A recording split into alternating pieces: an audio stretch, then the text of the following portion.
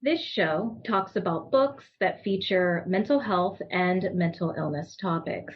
There are many books that include this topic, and my hope is that more and more people know about them because they help to decrease the stigma and help people not feel so alone in their struggle. I am your host, Robin Tamanaha, licensed marriage and family therapist. Joining me on this episode is my guest, Jodi Aman, who wrote the book Anxiety, I Am So Done With You, A Teen's Guide to Ditching Toxic Stress and Hardwiring Your Brain for Happiness. Hi, Jodi. Hi. Hi, how are you? Good. I'm so excited for today. Yeah, me too. Thanks for being here. Sure. So I do like the guests to introduce themselves. So is there anything you'd like to say about yourself, like who you are, what you do, or anything else you'd like the listeners to know about It's you? so hard as therapists to talk about ourselves, isn't it? Yeah. It's like, Yeah. we're supposed to talk about other people. I know. Yeah. I know nothing about me. Nothing about me. Makes me very nervous. Well, I've been doing this for a really long time. So I've been doing this for almost 25 years. Wow. Working with people clinically, so all ages, kids, teens, adults, and pretty much full time. So that is a lot of hours under my belt working with people and understanding how the mind works and how psychology works and how people work.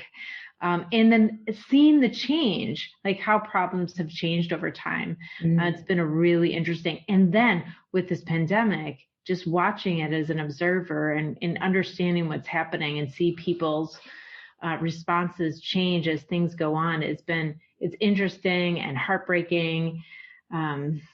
Yeah, definitely. Yeah. And this pandemic has definitely done a number for sure. Yeah, I think we're dealing with such trauma, like people are losing people that they love or being sick themselves and losing their businesses, losing everything, and then scared. And there's so much fear in the field too that's affecting. So I feel like we're holding this up, but people don't think about us as frontline workers necessarily. But all of the therapists I know have like tripled their hours to try to deal with the need, and people are complaining anyway. It's just like it's been quite a time. Yeah, definitely. I like how you said kind of frontline workers. I saw something, I think it was a few months ago, and it was talking about like just mental health professionals in the field during this pandemic. And we were kind of titled as like kind of the emotional frontline workers in a way, which I thought was like pretty accurate. We're like that holding space, and we're there for people on like just an emotional, like, mental health level. So yeah, so I thought that was really, really interesting. Yeah. Yeah, it has been, I think it's been really hard on people, and I think a lot of therapists are feeling really depleted. Yeah, definitely. They're having their own response to the pandemic and to their families. My cousin died last week, so like we're having our own stuff going on, right? And then you have all the weight of everybody else that you're talking to. So yeah, it's been so interesting how like it's almost like this collective trauma in a way, where like we're all kind of going through very similar things, and doesn't always happen as a therapist with clients. So it's been really like interesting to be experiencing this pandemic together. Yeah, exactly. That's true. So let's talk about your book. Sure. I'll hold it up. For the people who are watching this on video, that's what it looks like. Love the title, one. Thank you. So Done With You. It's great. And I read your book and I love it. Love it. I felt like it's a nice blend of like information education and then like prompts and different activities and things to try out. So I thought I had like a really good mix. So out of curiosity, what led to the creation of the book? Well, I've been working with teenagers for a really long time, and they're unique right now in what they're going through. We're all kind of experiencing more anxiety and depression over the last 60 years, but particularly for teenagers. And so they're struggling a lot. And I felt like I had some answers. Sometimes when you're with the same person, not the same person, you're with a different person every hour for 8 hours a day as a therapist, but then you're like, oh, you're kind of saying the same thing sometimes, and what if we could help more people? And so I was like, you want to give the information. So I started a YouTube channel and I started sharing this stuff on YouTube. And then I decided I need to, if I'm going to share in groups, you need to have a book. It's a great way to really get the information out. A lot of people don't go to therapy. I mean, when people have anxiety, they wait 3 to 10 years, I think the statistics are, before they go to therapy. So they'll pick up a book way before they get help that they need. And so they're suffering that whole time. And if I could put something in the place to stop that suffering, I wanted to do that. Yeah, that's great. Yeah. And one thing I was very surprised about when I got into private practice was how many people request book recommendations in general. So people are really interested, even teens too. There's a whole like Bookstagram, book communities. So everyone loves books. So it's a great resource, and your book is also is a great resource as well. So let's talk about, if we can, maybe the pandemic a little. Kind of curious on, your thoughts on just like COVID pandemic and like how that's impacted or influenced anxiety. I thought at first, I think it's changed over time. I think at first if people knew we'd have to do this, they would have freaked out, but we didn't really know. We kind of went into lockdown in last March. And it seemed like it was interesting because it seemed like anxiety went down a little bit because the pace slowed down for people. They didn't have all that social stuff to deal with. And then usually the biggest problem for people, and you might relate to this, and everyone who's listening might relate to this, but one of the biggest problems that people have is they feel like they're different than other people. They feel like, oh, everyone's okay with me. Everyone seems confident and I'm different. And that difference really affects our psyche. Like that idea of difference is not true, but we know that it's not true. But so this had a different feel because people are usually isolated, but they're isolated thinking that everyone else is out there and they're left out. Now everybody's isolated, so you belong now, even though you're isolated. So that was interesting at first. Like it seemed like anxiety went down because of that. Like people didn't feel different for a moment. Mm-hmm. And then the effects, like the neuropsychological effects on our brain of not having much to do began to take effect, and that began to be a problem, especially over a really long period of time.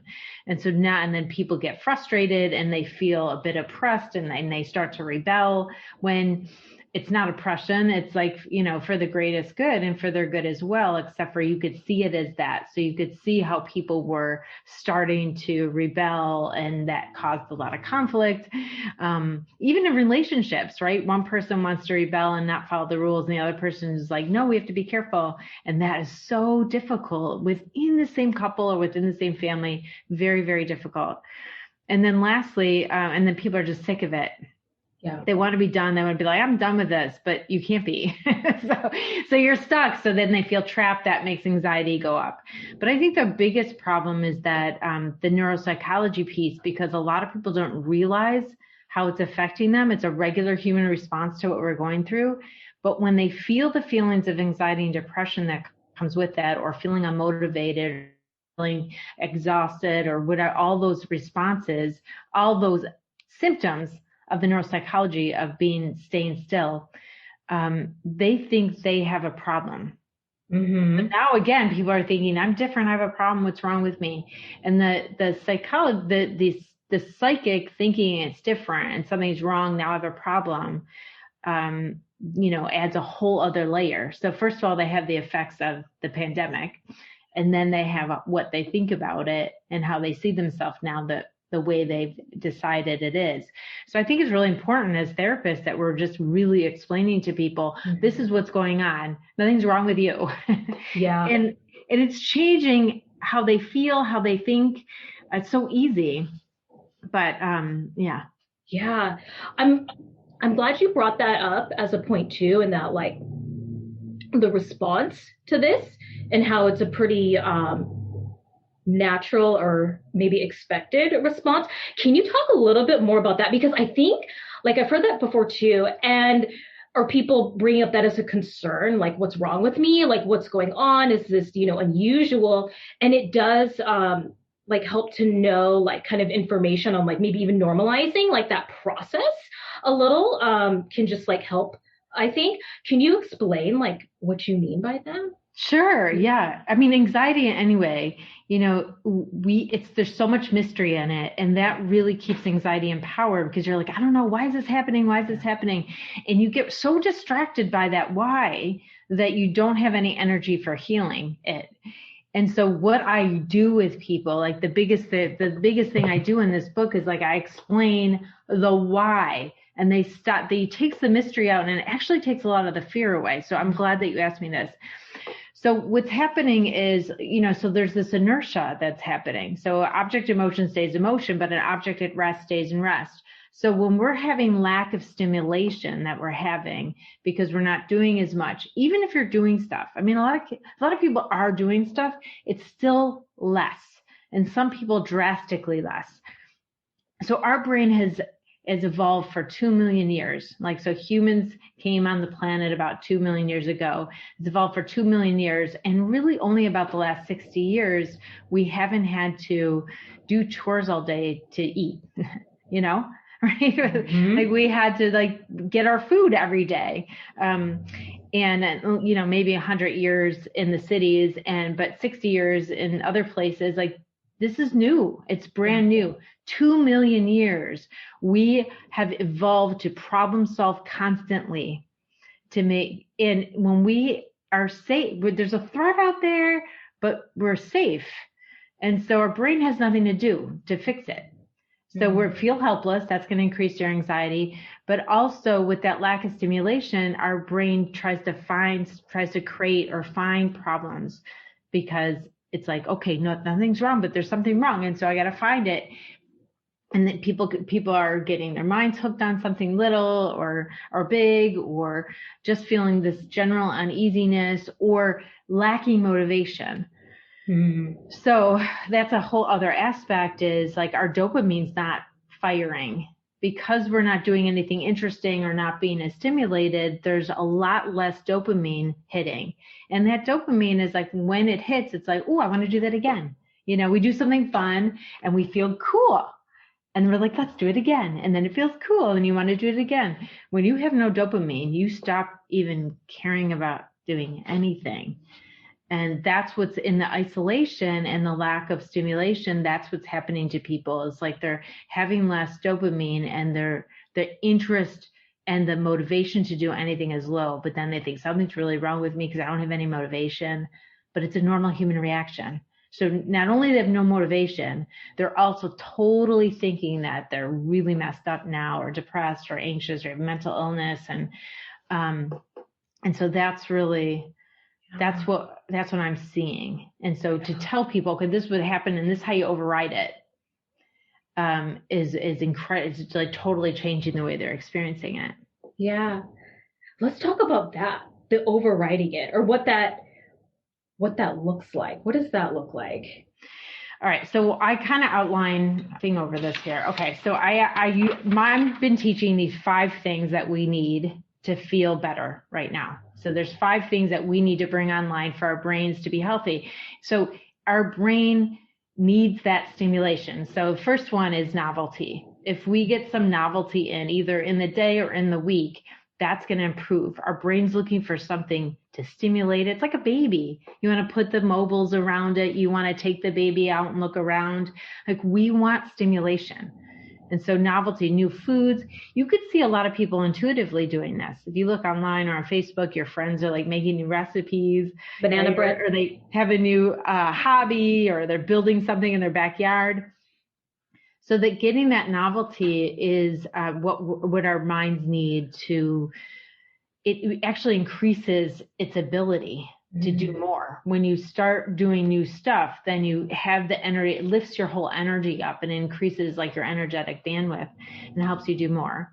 The second, maybe is more obvious, routine. If we keep a routine, when we went into lockdown in March, now it's variable for different people, but even a lot of kids who are doing hybrid or home, they don't have that routine. And our minds love routine. Our mental health is always improved when we go to sleep at the same time, we wake up at the same time, we eat and exercise at the same time. That's always the best thing for us. But so we have to override not having a routine and create it for ourselves. So the third one is a sense of purpose. So you need to have a purpose. Like that's what a lot of people were missing this last year is like, what am I doing for anybody? Yeah. And you feel untethered. You just don't, our soul wants a purpose. Our psyche wants a purpose. Like that's what motivates us. That's what gets us moving forward. And so you have to have some kind of purpose, doing something for somebody else, creating, learning. A lot of these overlap, you could see. Like things that are novel could also create a purpose. So that's nice. But we do, in all the happiness and longevity studies, purpose is a number one. People, if you don't have a purpose, you don't live long and you're not happy. So, and that's kind of been stripped away in some cases. And so we have to bring that back on. Number 4, community, because isolation, horrible for your neuropsychology, right? The isolation is totally, you decrease all kinds of dopamine, and then people get really disinterested in everything. And that's when it's really scary. Mm-hmm. So having a community, we're only a self in relationship. And so we need to relate to other people to to have a robustness in ourselves. If we're alone and we don't have that, we have no sense of self. Our sense of self diminishes. And then 5, and these overlap too, is creativity.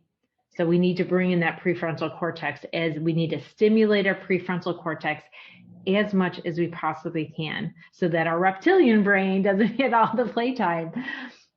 And so if we're constantly creative and we're problem solving, it gives our brain something to do. Feels like it has a purpose. It's novelty. It's releasing those endorphins, those neuropeptides. It's building our confidence. And so we need those 5 things. And when people bring those online, it's like a 180. Yeah. Yeah. So I have lots of thoughts. So not just with anxiety, but even like the pandemic in general, I think there was like this period, and even myself, I thought, what do I do?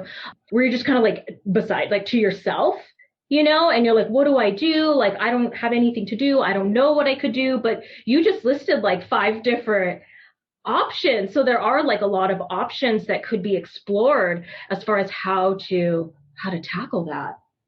Yeah. That's very encouraging. That's really hopeful too. Yeah. Thank you. Yeah. I really started to notice that if you start to think you're trapped, like you can notice.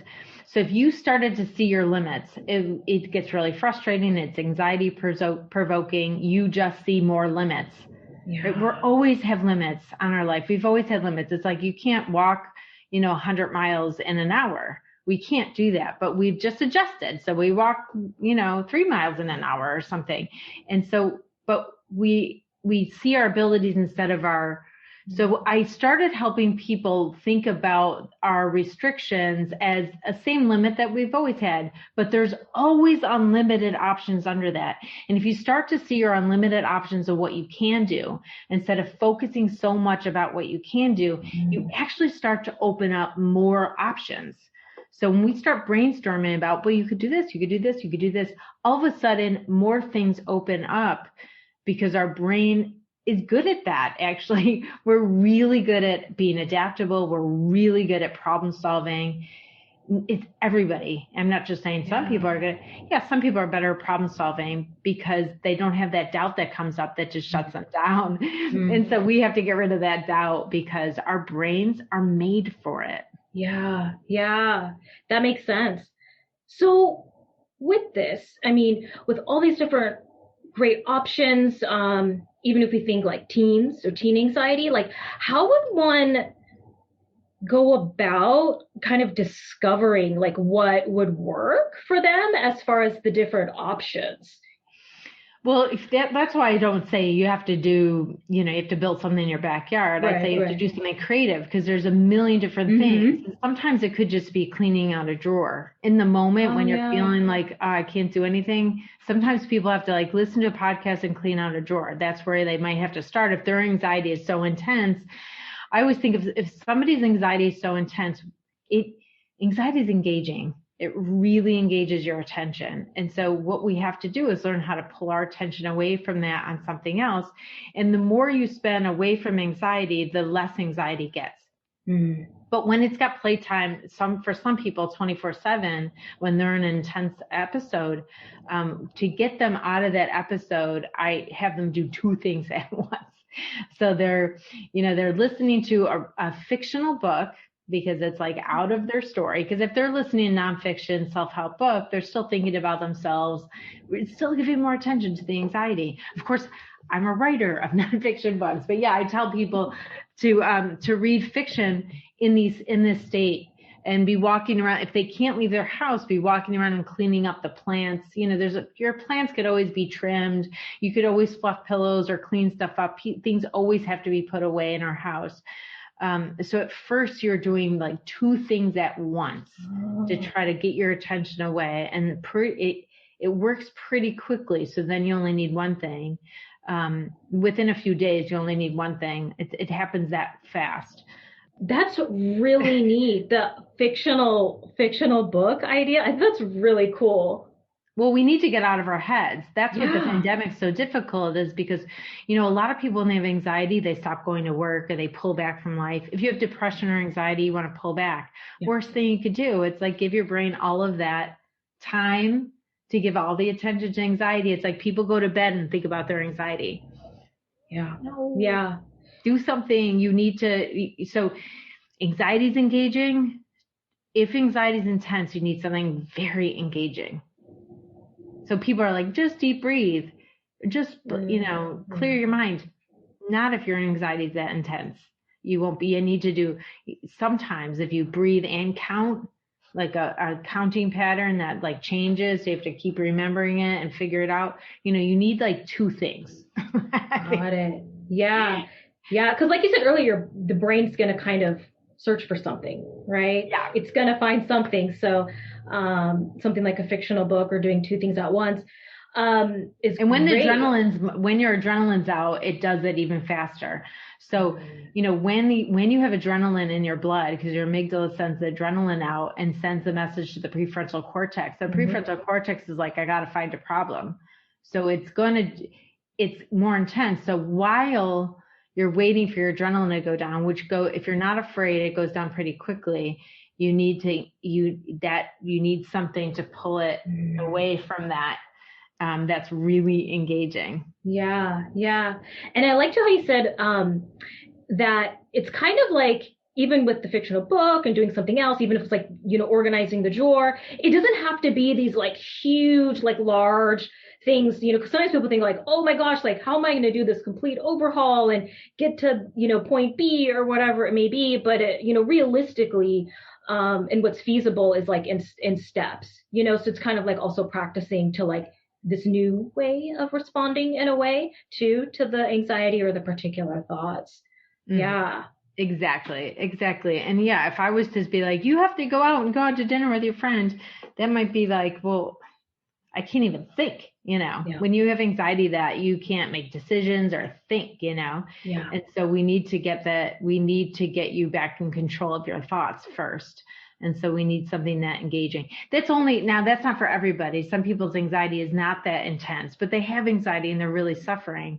And then then they're at their step. You have to start where someone is. Right. Right.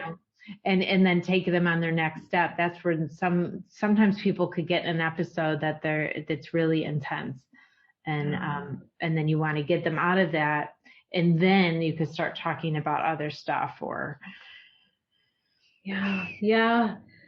But I do like to, in my books, like, I have two books back here. I don't know if you could see them if I'm split like this, but in my books, like I've discovered, I have my own anxiety. And so I discovered 6 steps to curing anxiety.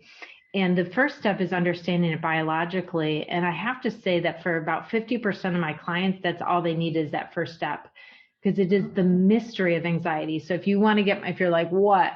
Yeah. Get my book. It explains it, and it really changes. It takes the mystery out of it, so it takes the fear out of it. Anxiety needs you to be afraid of it. Right. And I like I have the book here too. There was the way like your book is laid out is really cool too, where it's some of them too were like thoughts as well, and it was like I think it was labeled as lies, like lies that Yeah. like your brain, and I thought that was like really really neat because I read through these and I'm like, oh my gosh, that is so something that would like pop in someone's head. Yeah. Yeah. So I thought that was really cool. The second step, so my 6 steps to cure anxiety, the first one's understand it biologically, and the second one is learn the lies that it tells. Yeah. In my other book, You Want Anxiety Zero, I go over 15 common lies that anxiety tells. So, and it really, they come from these 2 decades of working with people, because I wrote the book a while ago. They are a conglomeration of what anxiety has told all the people I've talked to over those 20 years.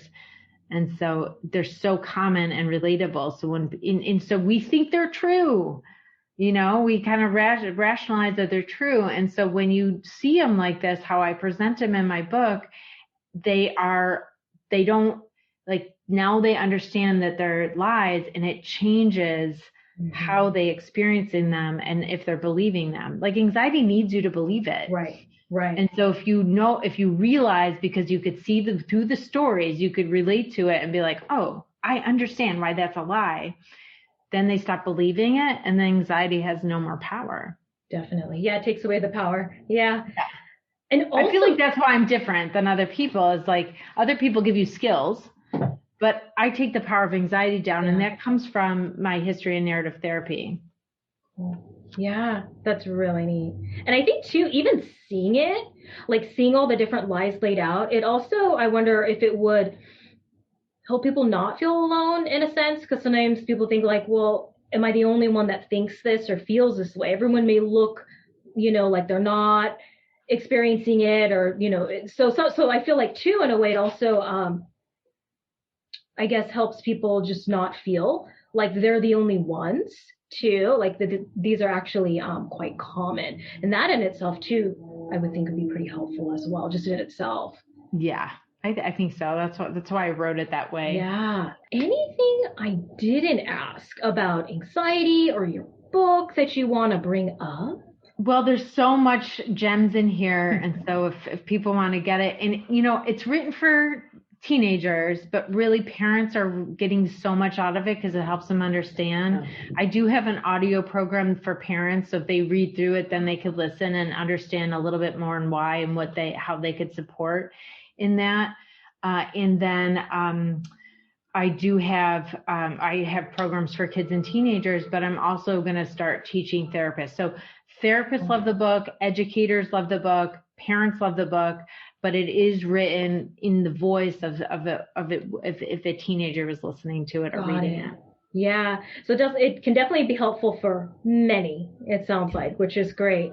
And I like too that section in the back also for parents. I thought that was like really cool and creative too.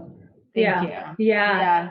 Because because teens are so concerned, their parents don't understand. Yeah. And so on the first page, I say like, oh, if your parents don't understand, have them like cut this page. I have like scissors, scissor marks, so they could, cut out the page and give this section here to their parents, so that their parents could, could understand a little bit more and know where to find more information and that kind of thing. So hopefully it'll increase like the compassion and make someone connect. I'm for connecting families, obviously. Yeah. And I would think too, even just knowing more information, having that better understanding, for the loved ones, I would, especially if it's, caregivers or parents, I would think too, that really just help with that relationship and that bond too. Yeah. Because we don't solve our problems in a vacuum. We solve our problems in relationships. Yeah, definitely. Very true. We're social learners, and so we learn with other people, and we want parents to back kids up, and parents want to do that too. They definitely do. Yeah, they feel helpless, and therapists feel. To be honest, I'm on a lot of Facebook pages with therapists, and they're feeling really helpless in a lot of ways. Mm-hmm. Yeah. Well, before we end, I know you mentioned a few things that you're working on. If someone wanted to find out more about you and like all the different, projects and different things that you're doing, where would they go? Would it be like your website or where? Yeah, my website's jodiaman.com, jodiaman.com. And I do, when you're over there, I do have a free training about how to increase your emotional bandwidth. So how to let go. I've created a 3-step process to letting go. It is in the book too, but if you're like, oh, I just need to listen to something, it's wonderful. That is for anybody. It's for teenagers, it's for caregivers, it's for parents, educators, therapists, to really be able to clear the stuff that weighs them down, to connect with their inner trust. And then that increases your bandwidth to deal with the world. Right. That's really neat. Okay. Yeah. So what I will do is, on the show notes of this episode, and then also on the booksbetweensessions.com website, I put the episodes on there too. I'll have your website listed, and then as well as like your social media handles and stuff too, if anyone wants to go there, and even maybe your YouTube, since you're doing that. You're doing many things. This is great. I know. Lots of resources. Lots of resources. Busy. Yeah, I'm gonna start teaching therapists and doing some CU. I was doing CU credits before we locked down, live trainings, and so now I'm bringing them online. I got delayed for a few different reasons. Plus, I just don't want to say no to any clients who need some help right now. So it delays everything else online. But yeah.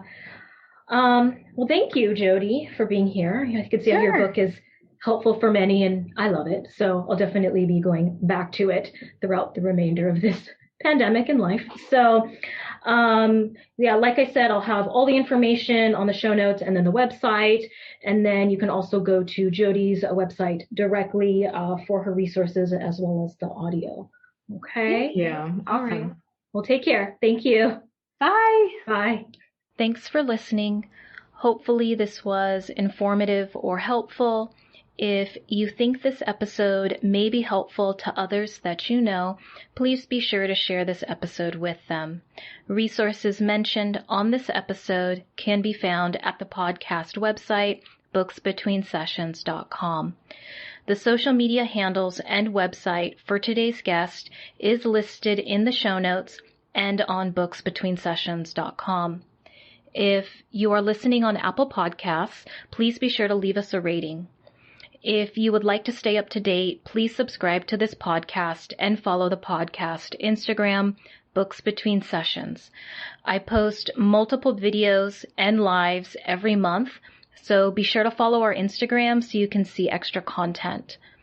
And if you have any book suggestions or books you would like discussed on this podcast, please send us a message on the contact page of the podcast website, booksbetweensessions.com.